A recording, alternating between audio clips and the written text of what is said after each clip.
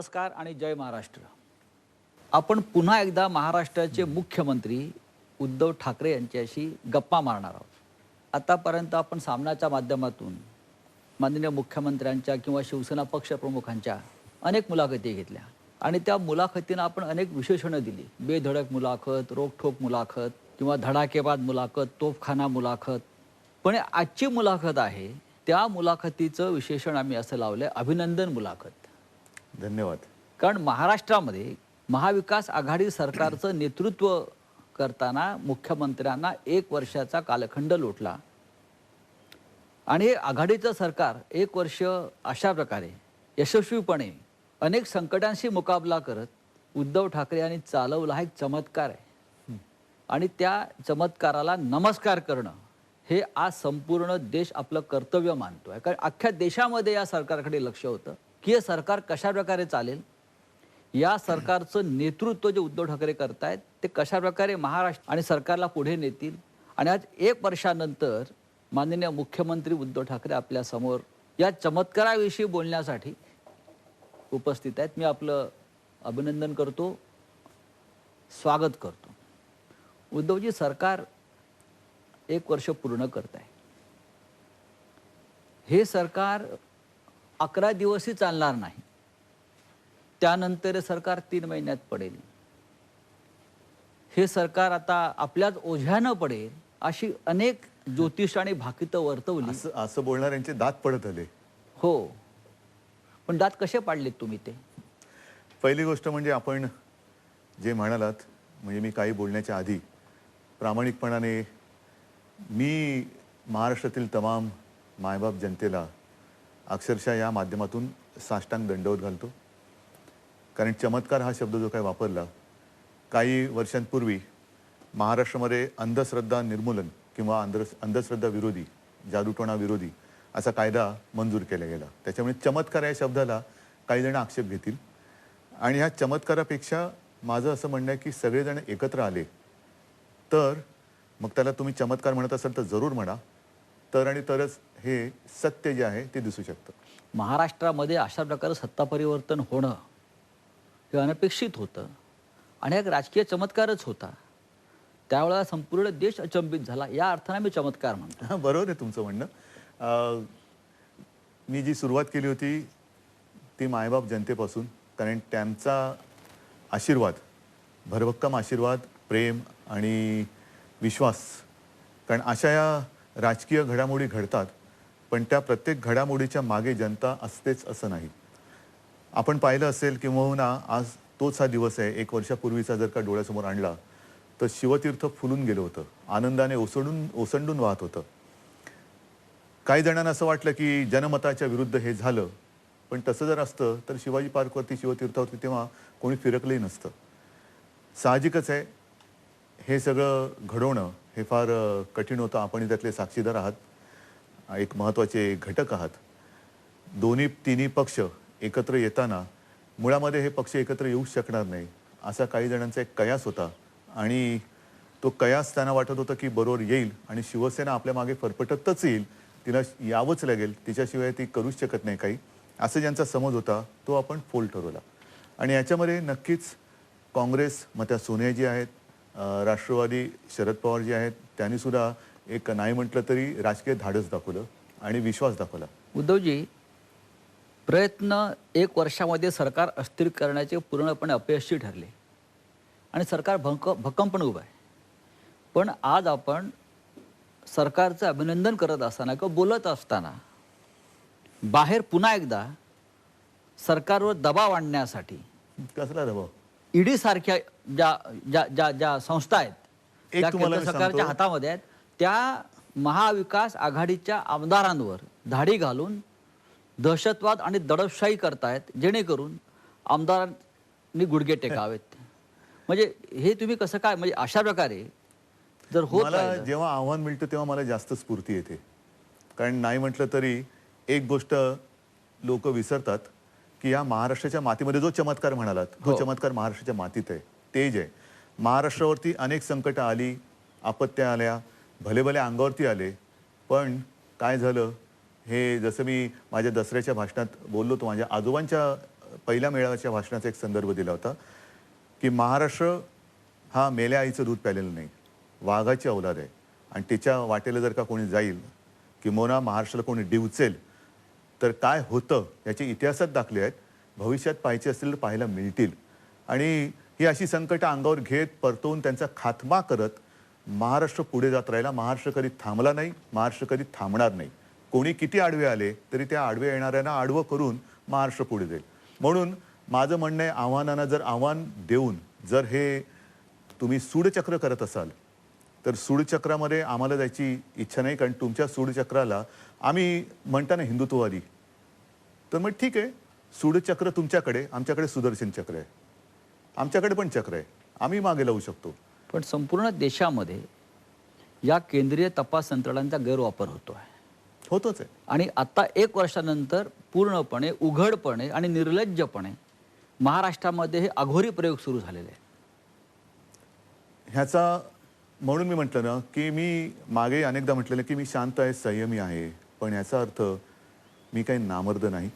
आणि ह्या पद्धतीने म्हणजे खरं कुटुंबियांवरती ही पद्धत नाही, महाराष्ट्राची तरी नाहीये, नक्कीच नाहीये. एक संस्कृती आहे, हिंदुत्ववादी म्हटल्यानंतर ही संस्कृती आहे. आणि तुम्ही कुटुंबियांवरती येणार असाल, मुलाबाळांवरती येणार असाल तर आमच्या अंगावर येणाऱ्यांना ज्यांना कुटुंब आणि मुलंबाळं आहेत त्यांना मी सांगू इच्छितो की तुम्हालाही कुटुंब आणि मुलंबाळं आहेत. तुम्ही धुतले तांदूळ नाहीत.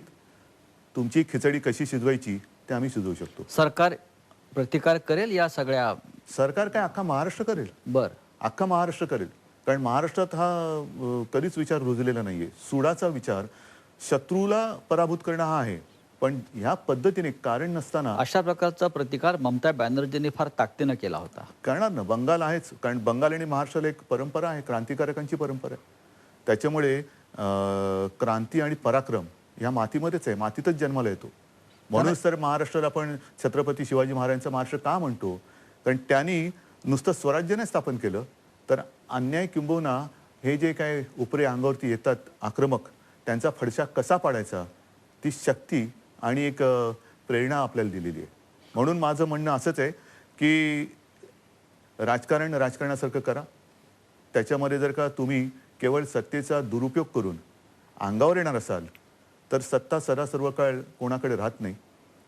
मागे त्यांच्याबद्दल कसं सगळं चाललं होतं आणि त्याही केसेस कशा होत्या, काय होत्या, आणि तेव्हा शिवसेना प्रमुखांनी कसं त्यांना वाचवलं होतं, ह्याचं थोडं जरी भान त्यांना असेल तर काळ कसा बदलू शकतो. आणि याही काळामध्ये सत्ता ही केवळ खुर्चीत बसलो असतो म्हणून नाही आहे, तर जनता ही मोठी एक ताकद आणि खरी सत्ता ती असते, ती आमच्यासोबत आहे. पण ईडीचा वापर केल्यामुळे किंवा सीबीआयचा वापर केल्यामुळे, आता सीबीआयला आपण आता वेसण घातलेली आहे. का घातली? का घातली? कारण जेव्हा जेव्हा दुरुपयोग तुम्ही करायला लागलात, खरं सीबीआय काय, ईडी काय, त्याच्यावरती राज्याचा अधिकार नाही? आम्ही देतो ना नावं, आमच्याकडे आहेत नावं, माल मसाला तयार आहे, पूर्ण तयार आहे. पण सुडानी जायचं का? मग जनतेने आपल्याकडनं काय अपेक्षा ठेवायची? सुडानीच वागायचं असेल तर मग तुम्ही एक सूड काढा, आम्ही 10 सूड काढतो. हा जो मसाला आपल्याकडे आहे त्याला फोडणी कधी देणार? म्हणून मी म्हटलं ना की एकदा सुडानी वागायचंच आहे का? माझी आजही प्रामाणिक इच्छा आहे की हे असे विकृत बुद्धीचे चाळे तुम्ही करू नका. कारण विकृती ही विकृती असते. त्याच्यामुळे त्या मार्गाने आम्हाला आज तरी जायची इच्छा नाही. आम्हाला भाग पाडू नका. उद्धवजी, या सरकारला 1 वर्ष झालं, म्हणजे 1 वर्षाचं पान उलटलं. कसं वाटतं आपल्याला? मुख्यमंत्री म्हणून महाराष्ट्र हे मोठं राज्य आहे, देशाला दिशा देणारं राज्य आहे. मी प्रामाणिकपणाने सांगतो की 1 वर्ष हे पूर्ण झालं. खरं म्हणजे मी या शासन प्रशासन या पठडीतला नाहीये. आमचं जे घराणं आहे, आमची आता 6वी पिढी आहे महाराष्ट्राची सेवा करणारी. महाराष्ट्राची सेवा करणारी 6वी पिढी आहे आदित्यची बघितलं तर. आणि त्या पिढीवरती एक संस्कार आहेत, नक्कीच आहेत. आम्ही कधी म्हणजे शिवसेना प्रमुख, एक गंमत म्हणून सांगतो, सहज आता बोलता बोलता आठवलं, मी माझ्या आजीला म्हणजे शिवसेना प्रमुखांच्या आईला कधी बघितलं नव्हतं. पण माझे आजोबा सांगायचे आणि बाळासाहेब सांगायचे, आपण ऐकलं असेल की त्यांना त्या आजीला असं वाटायचं की आपल्या मुलाने गव्हर्नमेंट सर्वंट व्हावं. Government servant. माझ्या आजीच्या मुलाने गव्हर्नमेंट स्थापन केलं आणि तिचा नातू गव्हर्नमेंट चालवतोय. तर हा असा एक योगायोग असतो. परंतु आम्ही सरकार बिरकार एक ठीक आहे, जे काय आहोत ते सगळ्यांच्या समोर आहे, ते काय पुन्हा पुन्हा ते पुनरावृत्ती करण्याची गरज नाही. एका आव्हानात्मक परिस्थितीत मला ही भूमिका, जबाबदारी स्वीकारावी लागली. अनुभवाचा म्हणजे प्रशासनाचा अनुभव नाही, काही नाही. महापालिका अनेक वर्ष शिवसेनेच्या ताब्यात असल्यानंतर केवळ मुंबईचे महापौर निवडून आल्यानंतर त्यांचं अभिनंदन करायला मी महापालिकेच्या सभागृहात जातो. पण प्रशासनावर मान ठोकल्याशिवाय राज्य चालवता येत नाही. सांगतो ना. आणि मी कामकाजाला सुरुवात केल्यानंतर आणि त्याच्यात हे करोनासारखं जवळपास 100 वर्षानंतर आलेलं महाभयानक संकट, याच्यामध्ये माझ्या तिन्ही पक्षाच्या सहकार्यांनी आणि जे समर्थक आहेत, मग ते बच्चू कडू आहेत, सगळेच त्यांनी जे सहकार्य मला केले आणि समजून उमजून आम्ही जो काय कारभार करतो आहोत, एक एकजिन्सीपणा जो काय आलेला आहे, त्याच्यामुळे तर हे शक्य झालंच. पण विशेष म्हणजे प्रशासन म्हटल्यानंतर सगळे सचिव मंडळी आली. आता काही काही सचिवांची माझी महापालिकेच्या माध्यमातून किंवा कधी अशी भेट व्हायची प्रेझेंटेशनच्या वेळेला. सगळेच सचिव काय माझ्या परिचयाचे नव्हते, काही जण मला भेटले नव्हते. पण त्या सगळ्यांनी पहिल्या दिवसापासून जी एक सहकार्याची भूमिका घेतली आणि त्यांच्या मनात एक असं होतं की आता वातावरण मोकळं झालं, चांगलं झालं, आता कामाला लागूया. आणि ते जे काही सहकार्य करतायत तेही फार महत्त्वाचं आहे. संपूर्ण राज्यातली प्रशासनाची यंत्रणा आहे, पोलीस आहेत, महसूल आहे, सगळेच या सगळ्यांचं सहकार्य लाभतंय. म्हणून विनासायास हे 1 वर्ष पार पडलं आणि मला आत्मविश्वास आहे की पुढची सुद्धा 4 तर नक्कीच आम्ही पार करूच करू. पुढचं जनता आहेच. जसं मगाशी म्हटलं की महाराष्ट्रासारख्या राज्याचा आपण मुख्यमंत्री आहात. हे राज्य नेहमी देशाला दिशा देणारं, मार्गदर्शन करणारं, प्रेरणा देणार आहे. या राज्याचं मुख्यमंत्रीपद स्वीकारताना आपल्या मराठी भाषेत जर आपण म्हणतो, लय भारी वाटतं का? लय भारी आहे, नक्कीच आहे. हा, पण तसं दडपण काय माझ्यावर कधी आलं नाही. याचं कारण सत्ता उपभोगली नसली तरी सत्ता जवळून पाहत आलो. आसपासचे सगळे मग ते बंदोबस्तापासून सगळं हे शिवसेना प्रमुखांमुळे हे पहिल्यापासून पाहत आलो. साधारणतः ही सत्ता काय आहे जवळून पाहत आलेलो आहे. त्याच्यामुळे दडपण असं कधी आलं नाही. तुमच्या जीवनात वर्षभरात काय बदल झाला? वर्षभरामध्ये एक मोठा बदल झाला. तो मी माझ्या शिवसैनिकांपासून भेटीसाठी थोडासा दुरावलो. प्रत्यक्ष भेटी.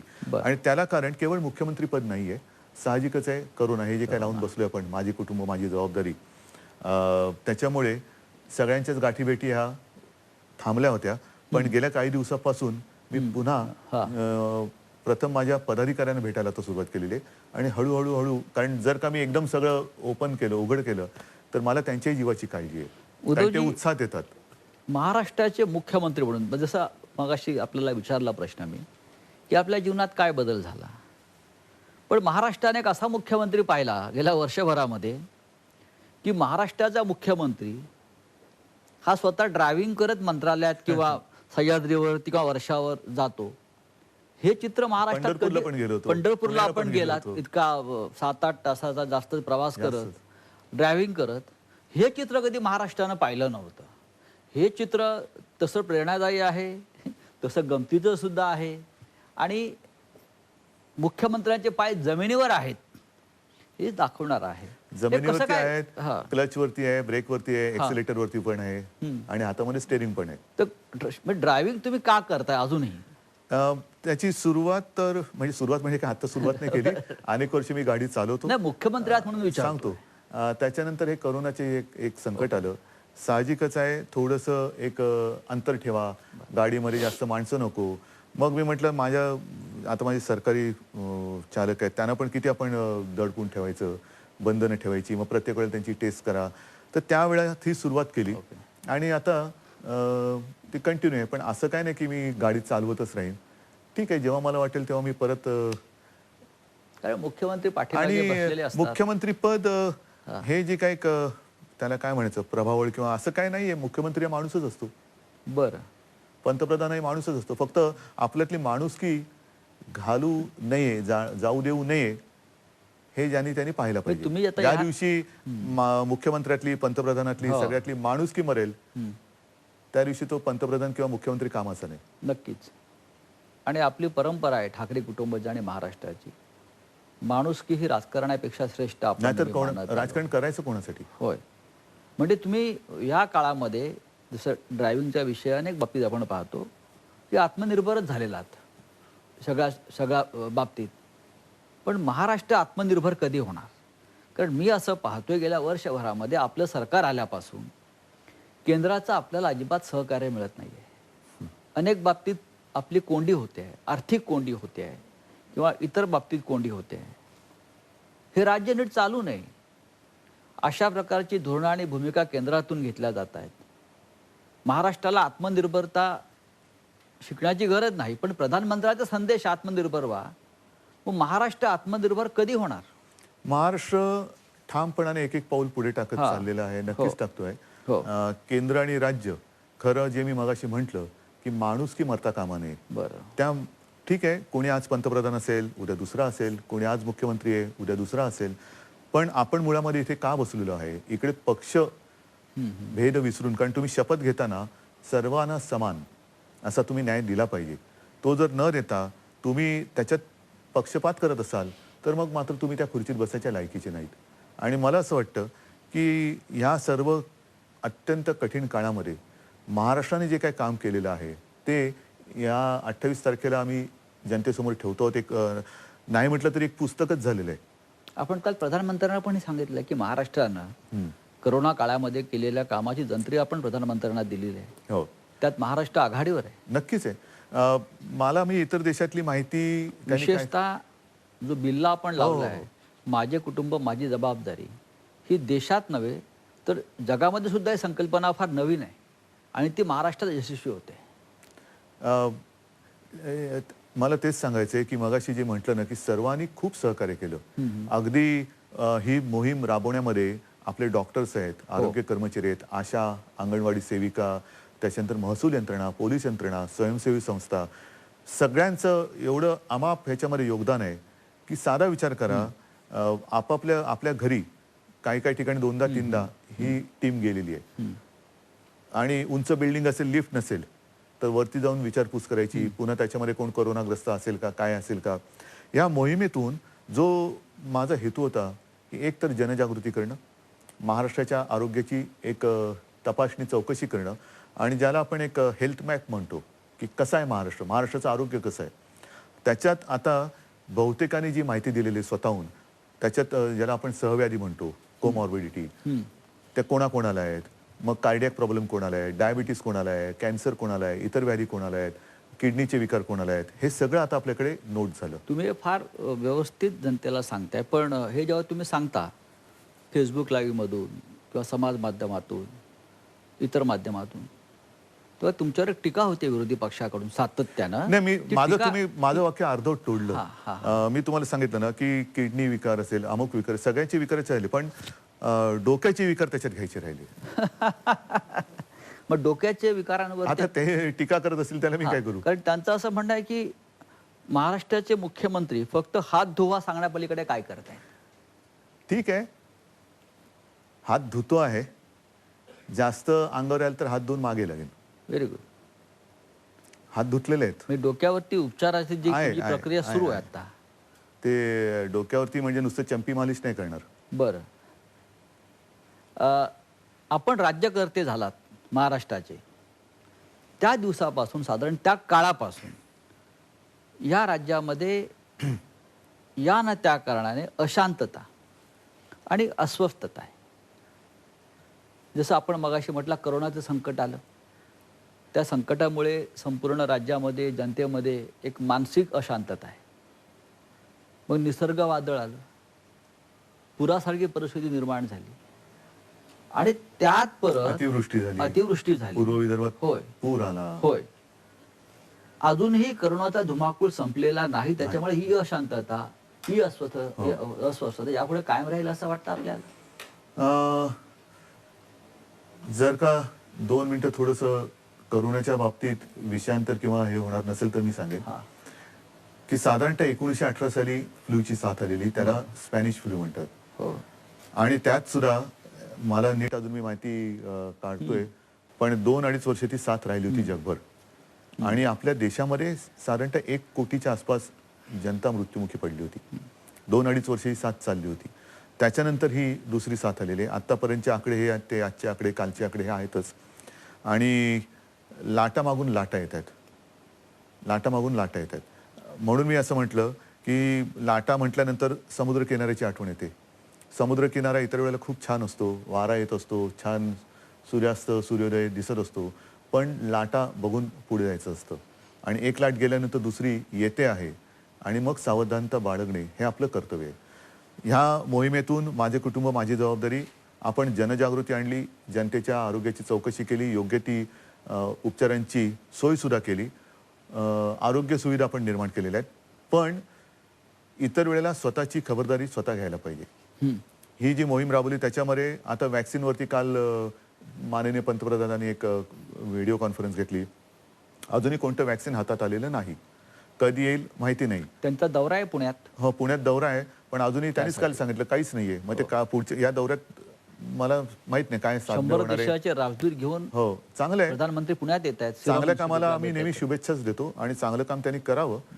त्यांनी सुद्धा कोरोनाच्या बाबतीत मी त्यांना तेच सांगितलं की देशासाठी एक धोरण ठरवा. आणि हेच सांगत होतो की मग ह्या विषयावरती काल पण चर्चा झाली की लस कधी येणार माहिती नाही. आपल्या 12 कोटी जनतेला टप्प्याटप्प्याने द्यायची, मग प्राधान्याने कोणाला द्यायची. मग त्यांना बहुतेक ज्या कंपन्या आहेत त्यांच्यात बूस्टर डोस आहे. म्हणजे प्रत्येकाला 2दा तरी ह्या लस द्यावे लागणार. म्हणजे त्याला खूप वेळ जाणार आहे. आणि ती लस दिल्यानंतर प्रतिबंधात्मक शक्ती किती दिवसानंतर येणार आणि किती काळ टिकणार ह्याच्यावरती उत्तर नाही. म्हणजेच काय की मास्क लावा, अंतर ठेवा आणि हात धुवा. हात धुवून मागे लागायचं की नाही हा ज्याचा त्याचा प्रश्न. पण ह्या 3 गोष्टी ह्या व्हायरसपासून आपल्याला दूर ठेवतात. हे आता जागतिक सत्य आहे. उद्धवजी, पण ह्यामुळे आपण आता राज्याचा विचार करू. देश मोठा आहे. प्रधानमंत्री म्हणतायत करोनाचं संकट हे दुसऱ्या विश्वयुद्धापेक्षा भयंकर आहे. प्रधानमंत्री मान्य करतायत. पण महाराष्ट्रामध्ये उद्योग, रोजगार, आर्थिक अशा सगळ्या क्षेत्रामध्ये फटका बसतोय. सगळं जगभर आहे.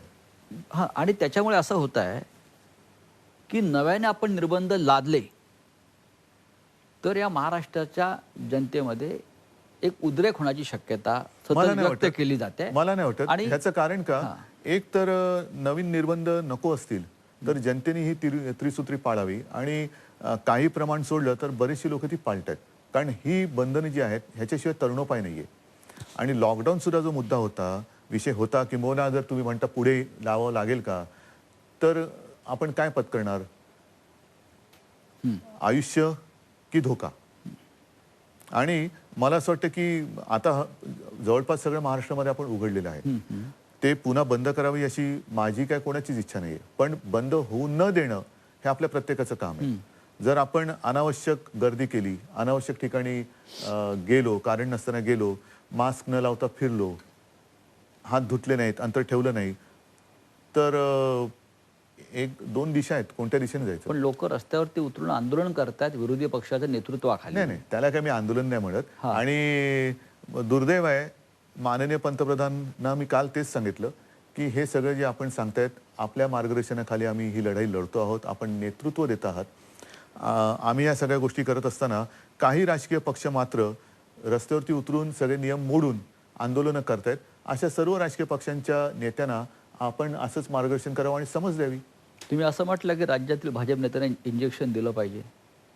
असं नाही म्हटलं मी म्हटलं आता ते म्हणजे डोस दिला पाहिजे एक चांगला, विरोधी पक्षाला म्हणतोय मी. नाही, शेवटी राजकारणाला सुद्धा एक सीमा आहे. हा, राजकारणाला सुद्धा सीमा आहे. प्राथमिकता काय, जनता.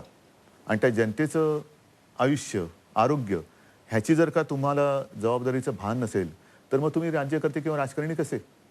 पहिली मूलभूत तीच गोष्ट आहे की जर कोणाला जनतेच्या जीवाची पर्वा नसेल तर तो राजकारणात राहू कसा शकतो. त्याने राजकारणात राहू नये.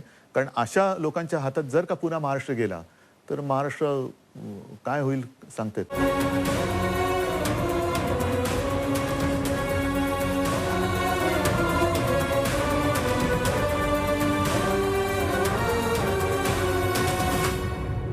उद्धवजी, या काळामध्ये शिक्षणाचा खेळखोंडाबा झालाय. दुर्दैव. ज्याला मराठीमध्ये अगदी आपण बोलाय तर शिक्षणाचा आईचा घोळ झालाय. अगदी स्पष्ट बोलायचं तर. आणि महाराष्ट्र हे शिक्षणाच्या बाबतीमध्ये अत्यंत अग्रेसर प्रगत राज्य आहे. महाराष्ट्रातली विद्यापीठं असतील, शैक्षणिक संस्था असतील याने उत्तम दर्जाचं शिक्षण देऊन देशात आणि जगाला उत्तम लोक निर्माण करून दिले आहेत. तर या शिक्षणासंदर्भात भविष्यामध्ये सरकार कोणती भूमिका घेणार आहे? आपण आटोकाट प्रयत्न करतोय विविध मार्गाने शिक्षण सुरू ठेवण्याचा. साहजिकच आहे, ह्या सगळ्या कालावधीत वर्क फ्रॉम होम हा एक प्रकार नव्याने उदयास आला. एकूण काय, माझं प्रामाणिक मत असे, कदाचित मी गेल्या आपल्या मुलाखतीत पण बोललो असेल, की करोनाने आपल्याला भूतकाळात नेलं की भविष्यकाळात. माझं मत आहे भविष्यकाळात नेलं. ह्याचं कारण, ज्या काही सोयी सुविधा आपण ज्याच्यावरती संशोधन झाले आणि उपलब्धता आहे त्याचा वापर आपण असं म्हणत होतो की उद्या घरात बसून सगळं हे करता येईल, ते आज आहे. आणि ते जर का केलं तर ह्या सगळ्या गोष्टी चालू राहतात. म्हणजे मी सुरुवातीच्या काळात असं वाचलं होतं, लेख आले होते चीनच्या संदर्भात आपल्याकडचे म्हणजे काही मराठी लोक तिकडे राहत आहेत, त्यांनी लिहिलेले लेख होते. त्यांनी असं सांगितलं त्यांच्या लेखात की या सर्व काळामध्ये लॉकडाऊन अतिशय कडक होता त्यावेळेला. चीन आता त्यातून बाहेर पडलं, तिथे काय आता बातमी येत नाही, कारण चीननी काही का असे ना शिस्त पाळली असेल किंवा पाळून घेतली असेल. पण त्या काळामध्ये चीननी बाकी गोष्टी एवढ्या ह्या मजबूत करून ठेवलेल्या की त्यांचं तसं कुठे अडलं नाही. शिक्षण अडलं नाही, कामकाज अडलं नाही, सगळं वर्क फ्रॉम होम चालू राहिलं, म्हणून त्यांचं अर्थचक्र नाही म्हटलं तरी चालू राहिलं असं त्या लेखामध्ये होतं. मग या गोष्टी अजूनही आपण प्रयत्न सुरू केलेला आहे महाराष्ट्रामध्ये. शेवटी कसं आहे की ऑनलाईन शिक्षण आपण प्रयत्न करतोय जिथे जिथे शक्यता असेल. आता तसं आपण निर्णय घेतलाच होता की 9वी ते 12वी शाळा उघडा, पण अनेक देशात जिथे सगळं ओपन केलं होतं तिथे त्यांच्या शाळेतल्या शिक्षकांचं विद्यार्थी कोरोनाग्रस्त झाले, मग पुन्हा बंद करावं लागलं. आणि हा जीवाशी खेळ होतो. म्हणून मला असं वाटतं, मी काल जे माननीय पंतप्रधानांना आवाहन केलं की संपूर्ण देशासाठी एक धोरण ठरवा.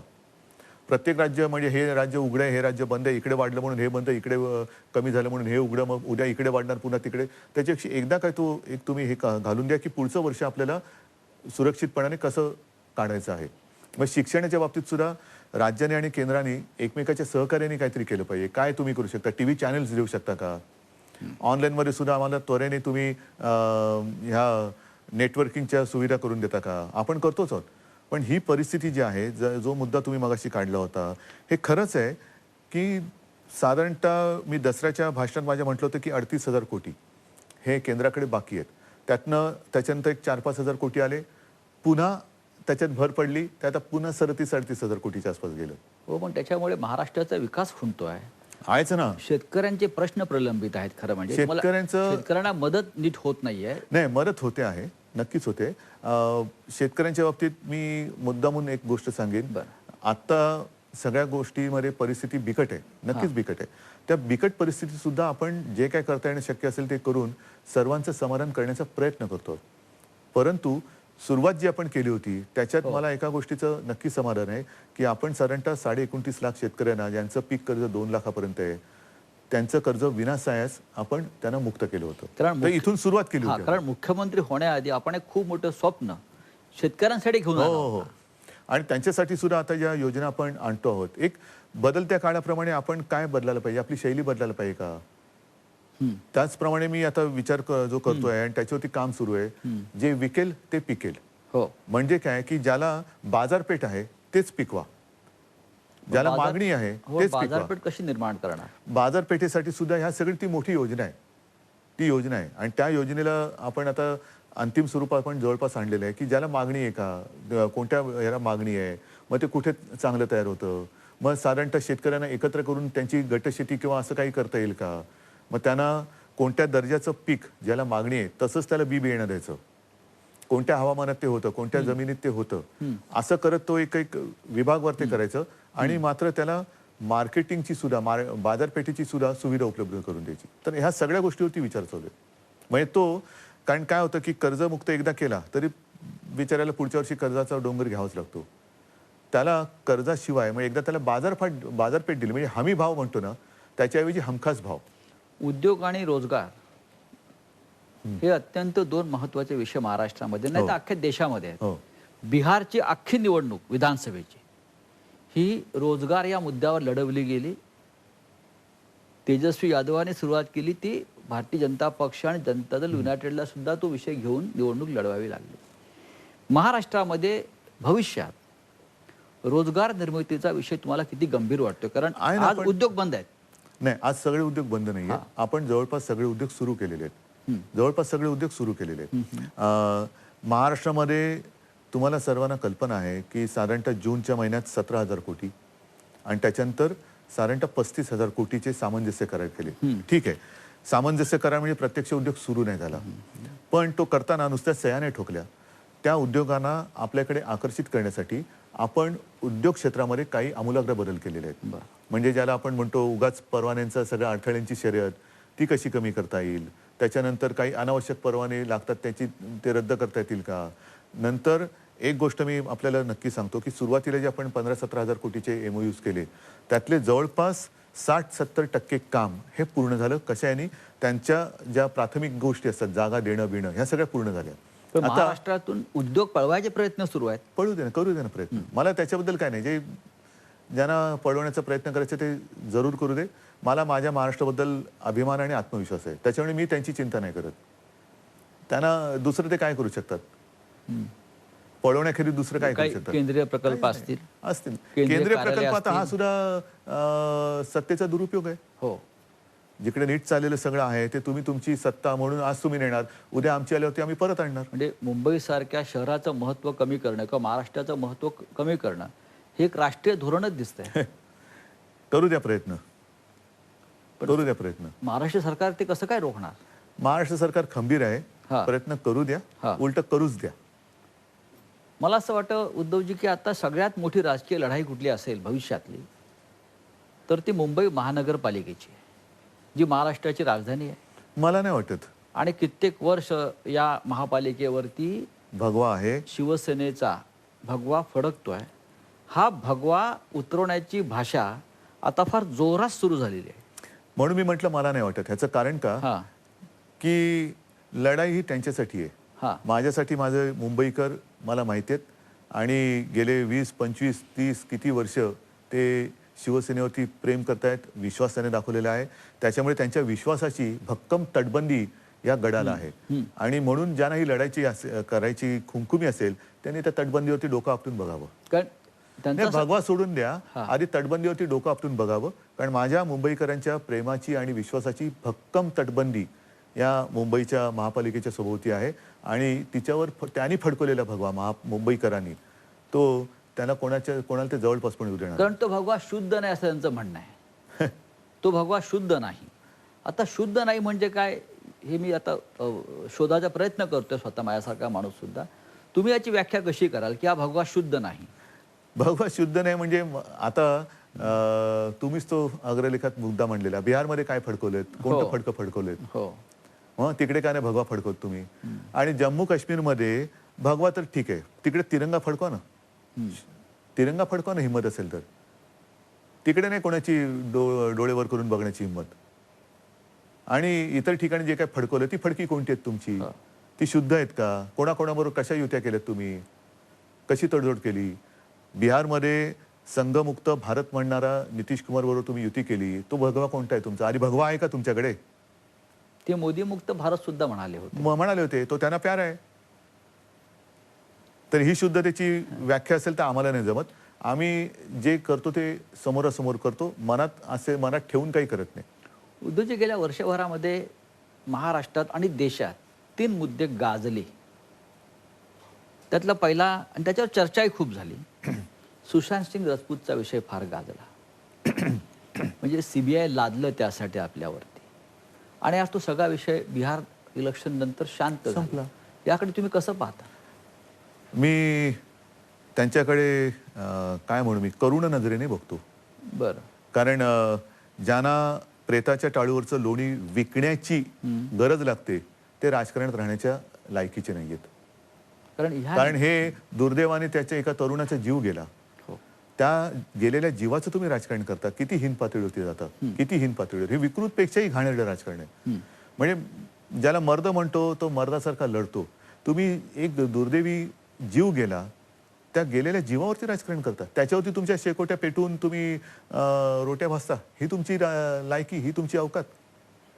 दुसरा मुद्दा म्हणजे ती अभिनेत्री जी एक आहे, ते सोडून द्या, मला त्या बोलायचं नाही. हा, तर मुंबईची बदनामी मला त्या अशा अभिनेत्रीकडून विषयावरती झाली. बोलायला मला वेळ पण नाहीये. हो. म्हणजे हा मुंबईकरांचा अपमान आहे आणि अशा तिन्ही वर्णन केलेल्या मुंबईवरती तुम्ही भगवा फडकवताय. मी तेच विचारतो हा, ते सोडून द्या. बर. आणि तिसरा महत्वाचा मुद्दा म्हणजे महाराष्ट्रामध्ये असा ओरड आहे झाली या निमित्तानं की महाराष्ट्रामध्ये अभिव्यक्ती स्वातंत्र्यावरती बंधनं लादली, बापरे हल्ले झाले, बापरे. महाराष्ट्रामध्ये आणीबाणी सदृश्य परिस्थिती आहे. हे एका टीव्ही अँकरच्या निमित्तानं एक हे ते सगळे विषय निर्माण झाले. पुण्यप्रसून वाजपेयी हा. पत्रकार होते, होय. सध्या कुठे असतात? त्यांच्या सुद्धा स्वातंत्र्यावरती हल्ला करून त्यांना बाहेर काढला असं नाही मला म्हणतात वाटतंय. असं. अशी खूप मोठी यादीमध्ये आली होती. हा. तर त्याचा आधी अंदाज घेऊ आपण. त्याच्या मागे कोणती यंत्रणा लावा आणि ते का कुठे गेली ती लोक, त्यांच्यावरती काय काय झालं लावा. त्या सगळ्या याच्या मागे सीबीआय लावा. या पत्रकारांवरती का हल्ले झाले अभिव्यक्ती स्वातंत्र्यावरती, आणि त्यांनी कोणी केले ते हल्ले, आणि त्यांचे तुम्ही काय काय केलं, कसं केलं, लावा त्याच्या मागे, त्या याच्या मागे सीबीआय. एका मराठी उद्योजकाचा मृत्यू झाला संशयास्पदरित्या आणि त्याची चौकशी करणं नाही, हे हे संतापजनक कसं आहे. काय अभिव्यक्ती स्वातंत्र्य म्हणजे महाराष्ट्रामध्ये मराठी माणसांनी उभंच राहायचं नाही, हा. उद्योगधंदे करायचे नाहीत. उपरे येणार, त्याला फसवणार, त्याच्या छाताडावरती नाचणार, आणि त्यांच्या या दुष्कृत्यामुळे त्यांनी जर का आत्महत्या केली आणि त्या आत्महत्येच्या त्यांनी जी काय टिपण केलेलं आहे त्याच्यात ज्यांची नावं असतील त्यांची चौकशी करायची नाही, ती दाबून टाकायची, आणि पुन्हा काढली तर त्याच्याबद्दल बोलणाऱ्यांच्या मागे तुम्ही ईडी लावायची. म्हणजे हा मराठी महाराष्ट्रामध्ये गाडून त्याच्यावरती तुम्ही नाचणार आणि ते आम्ही सहन करू उघड्या डोळ्याने, हे नाही होणार. पण तुम्ही ते स्वातंत्र्य मानता का? अभिव्यक्ती स्वातंत्र्य हा जो प्रकार आहे, अभिव्यक्ती स्वातंत्र्य जरूर आहे, हा, असायला पाहिजे, असावं. पण अभिव्यक्ती स्वातंत्र्य म्हणजे मी पुन्हा एकदा म्हणतो, सतत कदाचित माझ्या बोलण्यामध्ये विकृती हा कारण शब्द येईल. तुमच्यावर सुद्धा हल्ले झाले, तुमच्या कुटुंबावर अशा प्रकारे हल्ले हो, झाले. म्हणून मी म्हटलं ना की ज्यांना ज्यांना कुटुंब आहेत, हा, ज्यांना ज्यांना मुलं बाळं आहेत, त्यांनी आरशात बघावं की तुम्हालाही मुलं बाळं आहेत, तुम्हालाही कुटुंब आहेत. ही वेळ उद्या तुमच्यावरही आणण्याची वेळ आमच्यावरती आणू नका, कारण तुम्ही सुद्धा धुतले तांदूळ नाही आहात. जर मागे लागलो तर मग त्या विकृत पातळीवरती मला जायचं नाहीये. महाराष्ट्र आहे, राजकारण करा, ठीक आहे, विचाराने हरवा तुम्ही. विचार संपतात तेव्हा विकृती येते, हे विचार संपल्याचं लक्षण आहे. अनेकदा असं दिसतं सध्या वर्षभरात देशात हे चित्र दुर्मिळ आहे खरं म्हणजे अशा वेळेला की एक बहुमताचं सरकार काम करत असताना राजभवनामध्ये एक पॅरलल समांतर सरकार चालू आहे आणि जाऊ दे, करू दे त्यांना मजा काय. आणि ते अनेक लोक आपले प्रश्न घेऊन राजभवनात जातात आणि राज्यपाल अधिक सक्रिय झालेले दिसतात. जाऊ दे, करू दे. हे संघराज्यामध्ये किंवा घटनेच्या चौकटीमध्ये मुळामध्ये एक कितपत गोष्ट योग्य अशी आहे वाटतं? की ह्या काही गोष्टी ज्या आहेत त्याच्यावरती चर्चा आता देशभर होण्याची गरज आहे. हा, ज्या वेळेला आम्ही म्हणजे मी तर आयुष्यात पहिल्यांदाच शपथ घेतली मुख्यमंत्री पदाची, आणि त्याच्यामध्ये सर्वांना समान वागणूक देऊ हा एक मुद्दा त्या चर्चेतला महत्त्वाचा मुद्दा आहे. मी तर सरळ सरळ राजकीय पक्षाचाच आहे. माझ्या शिवसेना पक्षाचा मी पक्षप्रमुख आहे. मी तर राजकारणातलंच आहे. पण मुख्यमंत्री म्हटल्यानंतर मला मी समानतेने वागलं पाहिजे. हो, तसंच राज्यपाल असतील, राष्ट्रपती असतील, यांच्याकडनं सुद्धा ती अपेक्षा का ठेवू नये. आणि मग मुळामध्ये कोणत्याही पक्षाचा, राजकीय पक्षाचा कार्यकर्ता हा ह्या पदावरती बसू शकतो का, बसायला हवा का? एक समान धागा याच्यात असा आहे की राज्यपाल आणि भारतीय जनता पक्ष दोघांचाही एकच आरोप आपल्यावरती आहे, तो म्हणजे तुम्ही हिंदुत्व सोडलंय का? हिंदुत्व सोडायला ते काय धोतर आहे? हिंदुत्व सोडणं म्हणजे काय? धोतर नाहीये ते. ते अंगामध्ये धमन्यांमध्ये असायला लागतं. असं धमन्यांमध्ये भिनलेली गोष्ट अशी नाही सोडू शकत. मंदिरं उघडण्याच्या निमित्तानं हा विषय सुरुवातीला आला.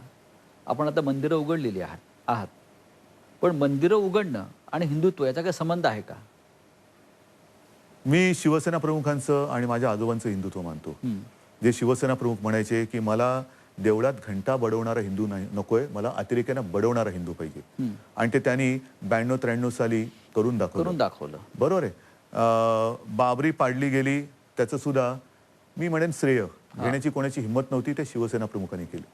राम मंदिर सर्व ताकदीने सरकार आल्यानंतर बनवण्याची तुमची हिंमत नव्हती. हा. ते कोर्टाच्या निकालामुळे तिकडे होते. राम मंदिर हे कोणी राजकीय पक्षाने त्याची हे घेऊ नये, श्रेय घेऊ नये, कारण तो न्यायालयाने दिलेला निकाल आहे, सरकारने नाही ठरवलेलं. मग हिंदुत्व म्हणजे काय? काय हिंदुत्व म्हणजे काय? पूजा अर्चा करणं आणि घंटा वाजवणं, थाळ्या बडवणं, त्याने करोना नाही जात. हे सिद्ध झालेलं आहे.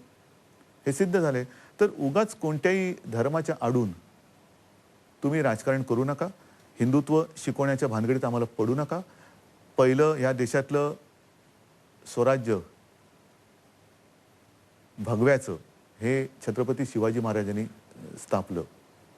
त्याच्यामुळे निदान महाराष्ट्राच्या मातीला तरी हिंदुत्व आणि ते तुमचं हिंदुत्व दलालांचं हे शिकवायच्या भानगडीत पडू नका. लव जिहादचा एक नवीन विषय समोर आलाय आणि अनेक लव जिहाद राजकारणात का नसावं? असायला पाहिजे. ते चाललंय लव काही जिहाद ठिकाणी, मध्ये झालं. नाही, राजकारणात का नसावं म्हणजे त्याचं राजकारण नाही. लव जिहादचं राजकारण भाग वेगळा. बरं. पण लव जिहाद म्हणजे काय? मुस्लिम युवकांनी हिंदू मुलीशी लग्न करायचं, त्याला त्यांचा विरोध आहे. मग तुमची मुफ्ती मोहम्मद बरोबर युती कशी चालली? मेहबूबा मुफ्ती बरोबर कशी चालली? तेव्हा मुफ्ती पण होते ना. मेहबूबा मुफ्ती बरोबर कशी चालली? नितीश कुमार बरोबर कशी चालली? चंद्रबाबू बरोबर कशी चालली?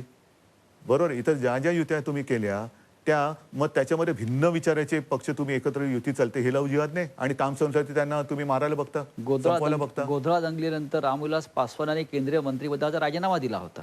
त्यांना तुम्ही डोक्यावर घेऊन नसलात. हे राजकीय लव जिहाद नाही. आणि वापरून पुन्हा सोडून देणं, मग तलाक केलाच ना तुम्ही राजकारणात सुद्धा. पण महाराष्ट्रामध्ये लव जिहादचा विषय आहे का? आणि कारण कायदा करा अशी भाजपची मागणी आहे. कारण उत्तर प्रदेश, हरियाणा, माझं काय म्हणणं आहे, मध्य प्रदेश, जरूर प्रत्येक गोष्टीबद्दल तुम्ही सांगा, आम्ही येस सर करून कायदा करतो. पण तो करताना मी अनेकदा बोललेलो आहे, आजही परत सांगतो की तुम्ही गोवंश हत्याबंदीचा कायदा काश्मीर ते कन्याकुमारी, आता काश्मीरचं सगळं बंधन उठवलेत ना तुम्ही, गोव्यात करा, तुमचं सरकार आहे. गोवंश हत्याबंदी इतरत्र करा, तुमच्या ईशान्येवरतली राज्य आहेत तिथे करा. गोवंश हत्याबंदी का नाही करत? गोवंश हत्याबंदी तिकडे करा, इथे जिथे जिथे आजही चालू आहे सगळ्या गोष्टी. तुम्ही केरळामध्ये किंवा इतर जिथे मला कल्पना आहे जिथे जिथे अजूनही ह्या गोष्टी चालू असतील तिकडे हा मुद्दा निवडणुकीचा करायचा आणि निवडणूक लढायची. आणि मग लोकांनी मतं दिली तर कायदा करायचा. पण सोयीचं घ्यायचं, हे सोयीचं हिंदुत्व आम्ही नाही केलं. जे शिवसेना प्रमुखांनी सांगितलं की जनतेच्या हिताचं असेल ते कर. मग ते आपल्याला गैरसोयीचं असलं तरी नाही, जनतेच्या हिताचं आहे. राजकारणासाठी तुम्ही हिंदुत्व नका घेऊ. वाढीव वीज बलाच्या प्रश्नावरती वातावरण पेटतंय. पेटत नाहीये, सांगतो तुम्हाला. मुळामध्ये वाढीव हा शब्द जो आहे तो वाढीव आहे का, ह्याचं कारण हा सगळा काळ जो होता, कारण हा विषय मंत्रिमंडळात पण चर्चेला जातो. खरंच मीटरमुळे काही बिलं वाढलेत का, का 2-3 महिन्याची बिलं एकदम आलेत त्याच्यामुळे ती वाढ झालेली आहे. अनेक ठिकाणी जिथे जिथे तक्रारी आल्या तिथे तिथे या वीज मंडळातले लोक जाऊन मीटर चेक करून आले आणि मग ते चेक केल्यानंतर बहुतेकांच्या शंकेचं निरसन झालेलं आहे. तरी देखील अजूनही तो विषय मी काय सोडलेला नाही, मंत्रिमंडळाने सोडलेला नाही. काय करता येऊ शकतं, काय करायला पाहिजे, ह्या गोष्टीवरती विचार आपला चालू आहे. पण एक गोष्ट सांगतो, जे काय आता सगळे थैथयाट करायचा प्रयत्न करतायत, कारण त्यांच्यात आता काय ताकद तशी राहिलेली नाहीये, त्यांना मला 1-2 प्रश्न विचारायचे आहेत की साधारणतः जागतिक बाजारपेठेमध्ये तेलाचे भाव हे आज काय येतो? क्रूड तेलाचे भाव पर लिटर. म्हणजे काल मी माहिती काढली, साधारणतः आज सुद्धा माहिती कन्फर्म करा, साधारणतः 20 रुपयाच्या आसपास आहे पर लिटर. आणि आपल्याकडे 88 रुपये. का नाही कमी करत? का नाही तुम्ही त्याच्यावरती आंदोलन करत? गॅसचे भाव पण वाढले होते मध्ये, गॅस सुद्धा सबसिडी होती ती काढली. पण क्रूड तेलाचे भाव कमी झाल्यानंतर सुद्धा आपल्या देशात पेट्रोल डिझेलचे भाव का चढते आहेत? ते झालं. त्याच्यानंतर तुमच्या लक्षात असेल 2014च्या आधी, आता बाकी जागतिक अर्थव्यवस्था वगैरे मला काय त्याच्यावरती बोलायचं नाही, पण तुमचं एक नाही म्हटलं तरी एक तो मुद्दा होता की डॉलर किती चढलाय. तेव्हा मला वाटतं 59 रुपये होता. आता किती झाला डॉलर? काय व्यवस्था तुम्ही केली? तर ह्या सगळ्या गोष्टी म्हणजे आमच्या अंगावर येण्याच्या आधी एकदा निदान बाहेर पडताना आरशात तोंड तरी बघा. पण काय झालंय, हल्ली बऱ्याच जणांना स्वतःचं तोंड आरशात बघितलं तरी बोंबालतात, ते भ्रष्टाचार झाला. सगळे अवाक होतात, अरे काय म्हणतो, स्वतःचं तोंड दिसतं आणि भ्रष्टाचार झाला? तुला नाही, आरशात भ्रष्टाचार आहे. म्हणजे गैरसमज नको व्हायला. विधान परिषदेच्या 12 जागांची निवड आपण नावं तर पाठवलेत राज्यपालांकडे. जूनमध्ये या नियुक्त्या व्हायला हव्या होत्या खरं म्हणजे. हो, कारण त्यावेळेला माझं नाव गेलं होतं आधी बरं. आणि तेव्हा हे एक कारण होतं की पुढच्या महिन्यात ते मुदत संपते. हं. मग तेवढ्याच्यासाठी कशाला द्यायचं? मग आता तुम्ही एक मोठ्या दिलेत. कालखंडानंतर तुम्ही ती नावं पाठवली. दिलेत. त्यांच्या राज्यपालांचं अध्ययन किती काळ चालणार आहे? अभ्यास. नाही, अभ्यासाला मर्यादा असतात ना. त्या काळात PhD मिळते. बघू. एखादा थिसिस सादर केला तर PhD मिळते, एखादी पदवी मिळते. तर अभ्यासाला मर्यादा आहेत असं वाटतं का आपल्याला या 12 जणांच्या? असायला हवी, पण ठीक आहे ना, बघू नये एक एक हा. लोक बघतायत ना सगळ्या गोष्टी. या सगळ्या ज्या काही गोष्टी चाललेल्या आहेत, म्हणजे आपल्यात एक असं म्हणतो आपण की मांजर डोळे मिटून दूध पितं, पण जगाचे डोळे उघडे असतात. बरं. आणि मी मागे पण म्हटलं होतं की हा महाराष्ट्र आहे, त्याचे डोळे उघडे आहेत. या महाराष्ट्राचा धृतराष्ट्र झालेला नाही, हं. हे मी मागे पण म्हटलं होतं. त्याच्यामुळे महाराष्ट्र आहे हा, आणि महाराष्ट्र आहे. 2 प्रमुख पक्ष सरकारमध्ये आपल्याबरोबर काम करत आहेत. आणि 3 पक्ष हे जे आहेत सरकारमधले, आपण मगाशी म्हटलं चमत्कारच आहे. भिन्न विचाराचे 3 पक्ष आहेत. त्याला आपण समन्वय म्हणतो. समन्वय असल्याशिवाय अशी सरकारं चालत नाहीत. आघाडीचं सरकार चालवणं ही मोठी सर्कस किंवा कसरत आहे. तुम्हाला असं वाटतं की खरोखर कसरत आहे म्हणून? मी काहीतरी सांगावं म्हणून नाही सांगत आहे, हां. पण मला नाही वाटत कसं. पण फार असं चित्र नाही उभं नाही केलं नाही नाही, जातं. सांगतो. काय झालेलं आहे, कारण काही असेल, पण तिन्ही पक्ष आता एवढे मिसळून गेलेले आहेत. अगदी अजितदादा आहेत, बाळासाहेब थोरात आहेत, अशोकराव आहेत, कोणाकोणाची घेऊन नितीनराव आहेत, सगळे अगदीच जितेंद्र आहे, वडेट्टीवार आहे, सगळेच, हसन मुश्रीफ आहेत, हां. नवाब भाई, सगळ्यांचीच नावं मला आता म्हणजे घ्यावीशी वाटतात, पण किती जणांची नावं घेऊ. पण सगळे एवढे माझ्याशी प्रेमाने आणि आपुलकीने वागतात आणि आदराने वागतात. आदराने वागतात आणि नाही, मुख्यमंत्री महोदय म्हणतील ते. तर मला आश्चर्य वाटतं की काही वेळेला कॅबिनेटमध्ये मी बघत असतो की अरे, मला अनुभव नाही तरी मी बसलोय. सगळे लोक कालपर्यंत आपण एकमेकाच्या विरोधात होतो, पण आज ज्या आपुलकीने वागतायत, आदराने वागतायत. म्हणजे कॅबिनेटच्या परफॉर्मन्सवर तुम्ही खुश आहात? नक्कीच आहे, नक्कीच आहे. फार फार समजून सगळेजण छान वागतायत आणि अतिशय चांगलं चाललेलं आहे. शरद पवार हे या देशातले, राज्यातले, त्यांना 80 वर्ष पूर्ण होत आहेत आता. हो, म्हणजे प्रदीर्घ काळ त्यांचा अनुभव हो, आहे. हो. प्रदीर्घ काळ त्यांचं मार्गदर्शन सुद्धा सरकारला आहे. त्यांच्याविषयी भाजपच्या नेत्यांनी सांगितलं, जेव्हा ते आपल्याला काही गोष्टी सांगतात, की ते अत्यंत कमी उंचीचे नेते आहेत, त्यांची कुवतच नाही, ते लोकनेतेच नाही. राहू दे, अशा लोकांच्या या प्रतिक्रिया देणाऱ्या लोकांबद्दल बोलायची सुद्धा गरज नाही वाटत मला. म्हणजे त्यांचं कोणी काय सिरियसली नाही, ऐकू पण नाही, अशा ती लोक आहेत. नाही, हा महाराष्ट्राचा सुद्धा आपल्या नेत्यांचा. मान्य, पण बोलणाऱ्याची लायकी काय आहे? हं. कोणी काही बोलेल आणि काही ऐकायचं आणि काही बोलायचं, कशाला वेळ घालवायचा आपण? पुढल्या 4 वर्षातल्या आपल्या योजना काय आहेत? 1 वर्ष निघून गेलं या सगळ्या संकटात आणि माझी पुढली 4 पहिली- वर्ष ही अत्यंत महत्त्वाची आहेत. तर आपल्या प्रमुख योजना काय असतील असं वाटतं? बघा, मी तुम्हाला खरं सांगू, कोरोनाचं संकट हे केव्हा आलं? जेव्हा आपलं अर्थसंकल्पीय अधिवेशन सुरू होतं तेव्हा. अर्थसंकल्प सादर केला गेला आणि दाणकन बातमी आली, रुग्ण सापडले. त्याच्या आधीपासूनच ते सगळं चाललं होतं आणि वाढायला लागले. तिथून हळूवार आपण लॉकडाऊन करायला सुरुवात केली आणि त्यातल्या बऱ्याचशा योजना ह्या आपल्याला बाजूला ठेवाव्या लागल्या. आता त्या योजना, त्याच्यानंतर आता या अर्थसंकल्पात मांडण्याच्या योजना, त्याच्यानंतर एकूण आर्थिक परिस्थिती, ह्या बघून एक एक योजना आपल्याला आखत आखत पुढे जावं लागेल. पण मला असं वाटतं, मगाशी तुम्ही जे बोललात तो फार महत्त्वाचा शब्द आहे, आत्मनिर्भर. आणि तेवढी ताकद महाराष्ट्रात नक्कीच आहे. म्हणजे महाराष्ट्रामध्ये लॉकडाऊनच्या काळात सुद्धा एवढे 1000 कोटी गुंतवणूक येते आहे, आली आहे, हे मोठं अभिमानाचं काम आहे, कौतुकास्पद आहे. आणि ते केवळ माझ्या एकट्याचं किंवा माझ्या सरकारचं असं मी म्हणत नाहीये.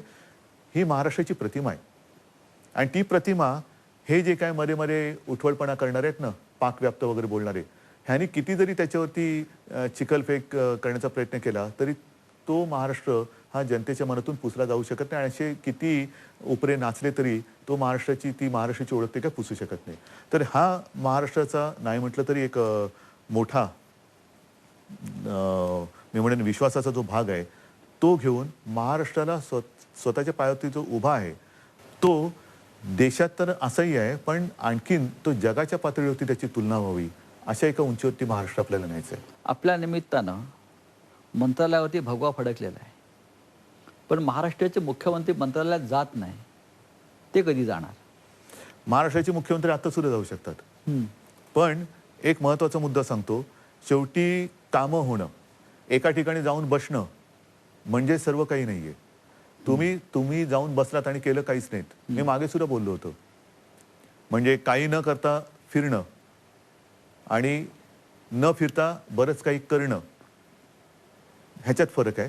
तसंच मंत्रालयामध्ये सुद्धा ह्याचं कारण मी स्वतःवरती का थोडीशी बंधनं घालतोय, कारण मी तुम्हाला सांगतोय की हे करू नका, ते करू नका, असं करू नका, आणि मी फिरतोय. कारण मी कुठेही जाणं म्हणजे सगळं लवाजमा येणं, गर्दी येणं. आता हळूवार या सगळ्या गोष्टी उघडलेल्या आहेत. आता उघडल्यानंतर मी माझं दिनचर्या, नाही तर कोरोना याच्या आधी माझा महाराष्ट्राचा दौरा सुरू होताच. कोकणात गेलो होतो, विदर्भात तर अधिवेशनच झालेलं आहे, सगळीकडे मी फिरत होतोच. उत्तर महाराष्ट्रात गेलो होतो. त्याच्यामुळे फिरणं हे काय मला नवीन नाहीये. ते फिरलो नसतो तर शिवसेना वाढली नसती. मातोश्रीचं एक पावित्र्य आहे, महत्त्व आहे आणि प्रतिष्ठा आहे. वर्षा बंगल्याचा अनुभव काय आहे? एक सांगतो, ध्यानीमनी नसताना हे पूर्वजांच्या पुण्याने लाभलेलं वैभव आहे. महाराष्ट्राच्या मुख्यमंत्र्यांचं ते अधिकृत निवासस्थान आहे. अनेक जण स्वप्न पाहत पाहत बिचारी अशीच जातात. आणि मनापासून सांगतो की मी तिथपर्यंत कसा पोचलो हे अजूनही एक प्रश्नचिन्हच आहे. पण वर्षा आणि त्या वर्षा वास्तूमध्ये सुद्धा एक नाही म्हटलं तरी आपुलकी आणि जिव्हाळ्याचं असं ते वातावरण. त्या वास्तू बोलते आपल्याशी काही वेळेला. तर आणि मला असं वाटतं त्या वास्तूचे सुद्धा आशीर्वाद हे या सरकारला मिळालेले आहेत. वास्तूचे आशीर्वाद असायला लागतात, नाही तर उगाच कोणी गेलं आणि त्या वास्तूची काहीतरी अनादर केला तर त्या वास्तुदेवतेला सुद्धा ते बरं नाही वाटणार. आणि म्हणून हे जे वैभव आहे त्याचा मी अत्यंत नम्रतेने स्वीकार करून त्या वैभवाचा उपयोग महाराष्ट्राला कसा करता येईल ते करतो. आणि म्हणून मी दिवसभर त्या वर्षात माझ्या ऑफिसमध्ये असतो. अनेक महत्त्वाच्या विषयांवरती बैठका होतात, अनेक जणांना मी तिकडे भेटत असतो, व्हिडिओ कॉन्फरन्सेस होतात. या फिरणाऱ्या लोकांना कळत नाहीत, पण मी एका जागी बसून अनेक महत्त्वाचे निर्णय घेत असतो आणि एकाग्रतेने ते निर्णय तिथे मला घेता येतात. म्हणजे तुमच्यासाठी लॉकडाऊन तेव्हाच उठलेलं आणि माझ्याकडे जनतेच्या ज्या काही तक्रारी किंवा ज्या काही अपेक्षा असतात त्या सुद्धा मोठ्या निवेदनांच्या येत असतात. त्याच्यावरती तात्काळ मी माझे हे करून ते पण मार्गी लावत असतो. सरकारला 1 वर्ष झालं. आपण म्हटलं जनतेचे आशीर्वाद आहेत, ते आहेतच. बाळासाहेबांचे आशीर्वाद आहेत. एक सांगा की शेवटी पंतप्रधानांनी सांगितलेलं ऐकायचं की नाही सांगायचं? हो, ऐकायलाच पाहिजे. वर्क फ्रॉम होम त्यांनीच सांगितलेलं. राज्याच्या जनतेला आजच्या दिवशी तुम्ही काय संदेश द्याल? मी हाच संदेश देईन की थोडा काळ अजून कठीण आहे, नक्की आहे. ज्या जिद्दीने, धैर्याने आणि विश्वासाने तुम्ही त्याचा सामना करत आहात, आणि विशेष म्हणजे या मंत्रिमंडळावरती तुमचे जे काही आशीर्वाद आहेत, प्रेम आहेत, जेव्हा जेव्हा मी त्यांच्याशी संवाद साधतो फेसबुक लाईव्हवरती, तेव्हा मला प्रतिक्रिया येतात की आम्हाला आमच्या घरातलं कोणतरी आम्हाला बोलतोय असं वाटतं. हे नातं असंच कायम ठेवा. कारण मुख्यमंत्रीपद येतं जातं, पुन्हा येतं, पण हे जे नातं आहे ना, हे जे प्रेम आहे ते सगळ्यांच्या भाग्यात नसतं. त्याच्यामुळे मला त्या प्रेमाचा मी भुकेला आहे. हे जे नातं आहे, ही जी नाळ आहे, ही अशीच कायम ठेवा. आणि तुमच्या आशीर्वादाच्या जोरावरती, विश्वासाच्या जोरावरती तुमच्या मनातला महाराष्ट्र घडवण्याचा मी आटोकाट प्रयत्न केल्याशिवाय राहणार नाही. एवढंच माझं त्यांना एक नम्र निवेदन आहे. उद्धवजी, धन्यवाद. आपण खूप सविस्तर दिलखुलासपणे राज्याच्या जनतेशी संवाद साधला असंच मी म्हणेन. आणि खरोखर आपण जे माझे कुटुंब माझी जबाबदारी हा जो इथे बिल्ला लावलेला आहे, जे चित्र महाराष्ट्रात आहे ते तसंच आहे की महाराष्ट्राचे सध्याचे मुख्यमंत्री हे आमचे कुटुंब प्रमुख आहेत आणि ते आमची जबाबदारी घेत आहेत. ही जबाबदारी आपण अनंत काळापर्यंत घेत राहा या शुभेच्छा. धन्यवाद. जय हिंद, जय महाराष्ट्र. जय हिंद, जय महाराष्ट्र.